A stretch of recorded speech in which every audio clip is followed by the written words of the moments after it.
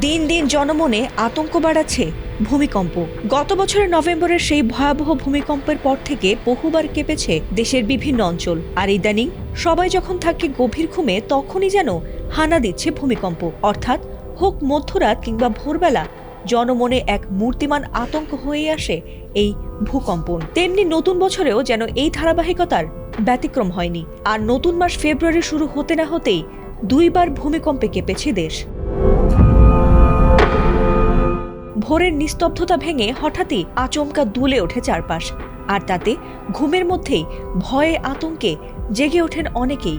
মঙ্গলবার ভোর 4:36 দেশে একটি ভূমিকম্প অনুভূত হয়েছে। বাংলাদেশ আবহাওয়া অধিদপ্তর জানিয়েছে, ভূমিকম্পটির উৎপত্তিস্থল ছিল সাতক্ষীরা জেলার কলারোয়া এলাকায়। আবহাওয়া অধিদপ্তরের তথ্যানুযায়ী 4.1 মাত্রার ভূমিকম্পটি ছিল মৃদু এবং ভূপৃষ্ঠ থেকে এর গভীরতা ছিল 150 কিলোমিটার। এর আগে রোববার ভোর 4টার দিকে সিলেটে 3 মাত্রার একটি মৃদু ভূমিকম্প অনুভূত হয়েছিল।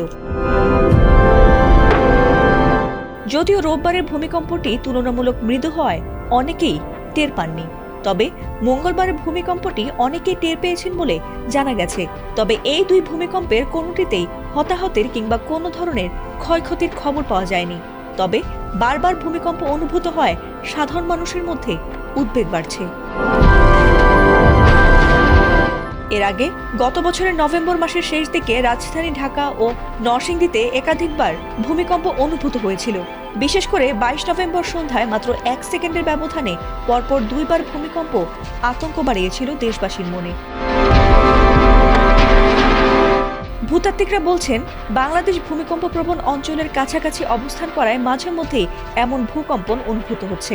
এছাড়াও ভূতাত্ত্বিক অবস্থানের কারণে চট্টগ্রাম, পার্বত্য চট্টগ্রাম ও সিলেটের জৈন্তাপুর অঞ্চলকে সর্বোচ্চ ঝুঁকিপূর্ণ অঞ্চল হিসেবে চিহ্নিত করা হয়েছে। এছাড়াও রাজধানী ঢাকা ও এর আশেপাশের অঞ্চলও বেশ ভূমিকম্প প্রবণ বলে সতর্ক করেছেন বিশেষজ্ঞরা।